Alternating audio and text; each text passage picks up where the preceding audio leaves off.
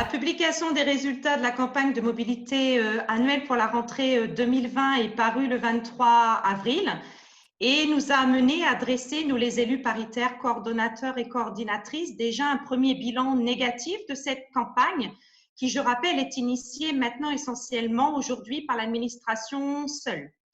Donc, cette campagne, elle laisse beaucoup d'agents concernés dans l'expectative et dans la compréhension. Pour preuve déjà le retour important que nous avons de signalements et de demandes d'informations et d'explications.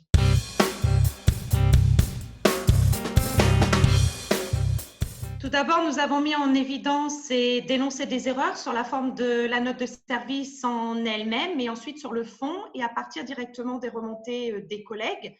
Nous avons décidé de saisir en urgence la directrice générale et le SRH pour leur faire part de ces erreurs et dysfonctionnements quant à la procédure, et notamment celle qui est liée à l'affectation des stagiaires, futurs titulaires, qui n'ont pas obtenu de poste à l'issue de leurs vœux initiaux.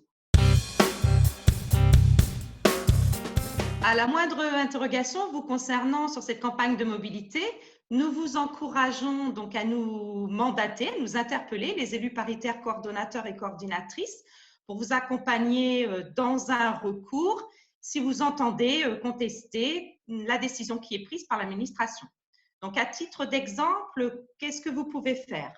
Si, à la suite de la publication de cette mobilité du 23 avril, vous avez obtenu ou n'avez pas obtenu de poste, mais que cependant un des postes que vous convoitiez a été attribué à notre collègue, vous pouvez être en mesure de faire un recours et de nous mandater.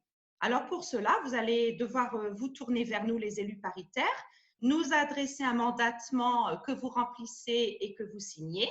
Et ensuite, ensemble, nous pourrons élaborer ce recours préalable que vous devrez adresser ensuite à l'administration centrale, au ministère du SRH, par lettre recommandée avec accusé de réception.